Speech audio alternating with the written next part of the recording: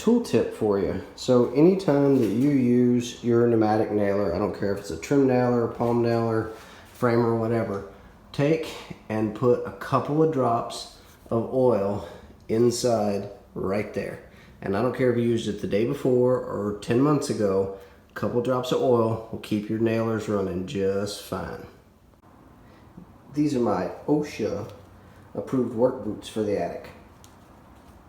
Alright, I'm installing the windowsill on the basement windows, and I wanted to point something out that not a lot of people do these days, but on both interior and exterior of sills, you should have a drip edge, so to cut a relief. Now back in the old days they do it with a small beading plane, but if you have a wide enough kerf on your circle saw, you can just do it with a circle saw. So what I do is I use a fence on a small saw and move it over about halfway between the edge of the sill and then where it's going to hit the trim piece. And with a blade this small, I might make 2 passes, but that's how I put my drip edge in.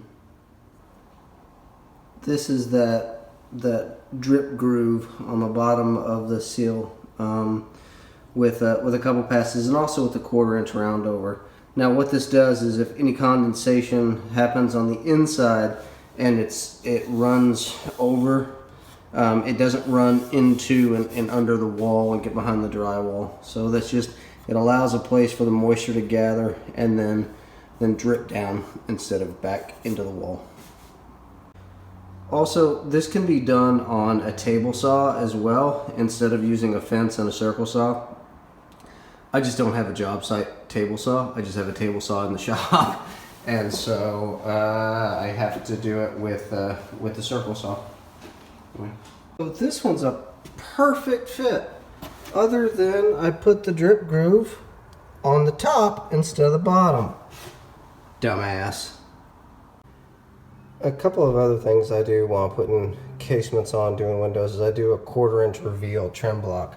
So that way all the way around I have a 1/4 inch reveal, and all you do is just put the block on and mark it, and that way when you go to put the different pieces on, they're right there. Now when I put this top piece across, one of the things you see in old houses is it pulls away at this joint. So I come in off this back side 1 3/4 inches, and I make a mark and I drop a biscuit. Now I also put the same hole in this stretcher piece, and what that does is I'll put some glue here, add a biscuit, and that with time won't pry loose and you won't get cracks here at this joint. Now I've put a small 1/8 inch round here, but that's not the finished edge. I'm putting some corner molding all the way around it, like the rest of the house had back in 1928, and that's just to make it so that the way that piece of trim is milled, so that the sharp corner, like on this side, doesn't interfere with the piece of molding when I put it on here. So, all right, that stretcher has the biscuit slot cut in it, and then here is my Porter cable biscuit joiner, which along with my Festool domino joiner are a couple tools that make me super happy. All right, there is got the window framed in, cased. The only thing lacking is that that little bit of corner mold just all the way around, just on the top side. Now the bottom stretcher, you can almost tell I cut it on the corners at 10 degrees. Our house isn't like that. Our house is straight, and they bring it in about 3/4 inch off the outside. But I like that look a little better. I think it dresses up the bottom of the window. All right.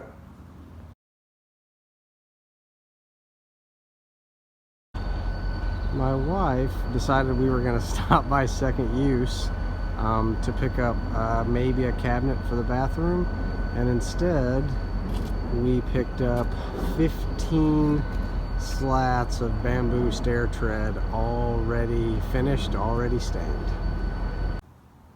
I have a little bit of a math problem ahead of me, so I have to build a door for the closet for this funky space. And in order to do that, what I should do is just go get a slab door from Home Depot and throw it in. But I'm not that smart. So what I'm gonna do is I'm gonna take this free door from my neighbor just across the street, whose house was built at the same time mine was by the same contractor, whose doors match mine completely.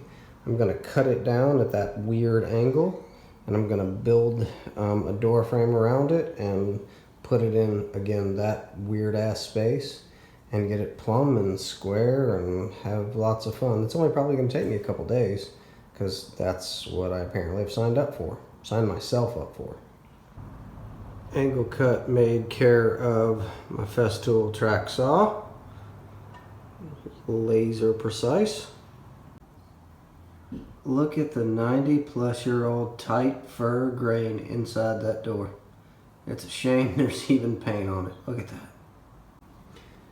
I've got the door frame apart where I cut it off, the piece on the top. And I just wanted to highlight 1928 construction. So look at those dowels. That's what held this door together for the last 90 years. Jesus. Here's a close-up of that dowel joint. Again, look at the grain. So here's what I'm gonna do with that weird top of the door frame. When I put the door back together, it's not gonna be long enough to have the same profile. And as I don't want to get the molding planes out and cut this profile and spend another 2 days or an extra 2 days doing it, what I'm gonna do is domino this bad boy together. And then I'm gonna drop a couple pocket screws in just to hold it while the glue is drying. Now, this is not going to be as strong as those giant 3/4 inch dowels that held it for the last 90 years. But because it's on the slope that it is and it's a smaller door, it will hold it without an issue. So there's my plan. I will show you what becomes of it. There are a couple of other things with this door that I'm going to have to take care of, namely this big split. So what I'm going to do is just route out a 1/2 inch piece here, scab one in, and then take a plane and plane it down. I've also got this old lock here, and what I'm going to do actually to fill that is I'm going to use some of the old dowels that I cut off from the joint. So reusing them and instead of just tossing them. As you may have seen, this particular door has not had an easy or good life. In fact, it lived outside for the last year. Anyway, one of the things I'm gonna do or have done is taking it apart at the frame. And as you can see, the dowels are in the frame itself, even down here. And so that's super strong. And what I would like to do is when I glue it back together or put the door back together, I'm gonna glue all the joints. And then as I push this back together, I'm gonna get some glue in both sides of this and then pin these dowels on both sides just to add a little bit of strength.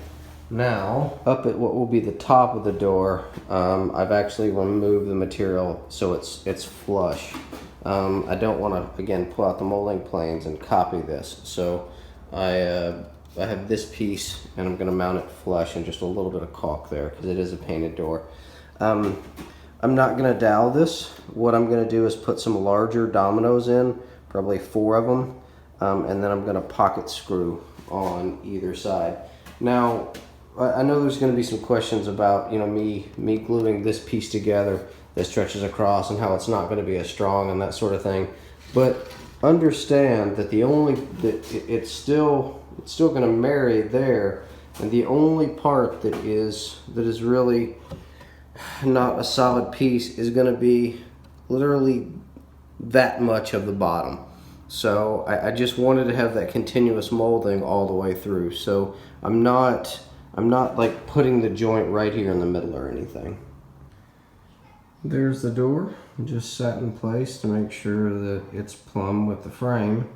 I still need to cut the edges down with a bevel a little bit, bevel the top, and then I'm gonna, of course, come in here and clean this up with a chisel a little bit there, and then putty, sand, prime, and paint. Scrape and clean, because again, this door has lived a hard life, but there we go. I even have some hinges for it that are from my neighbor's house as well. So the hinges will be as old as the door and as old as the house. So this is the end of the second full day of trimming out the attic, and I had hoped to be completely done today, but it didn't happen. I even enlisted the help of my sweet wife to putty holes and to run a caulking gun, and she did a great job, but we're still not done. So I got hung up on the details of a door, that one, and some of the work with the stairs on the kickers and the side trim. So not done. I had delusions that I was going to be slinging paint in the morning, and that's not going to happen. It may happen tomorrow afternoon, maybe. If not, then I'm going to have to wait until next weekend. But anyway, that's where we are with the trim. Thanks.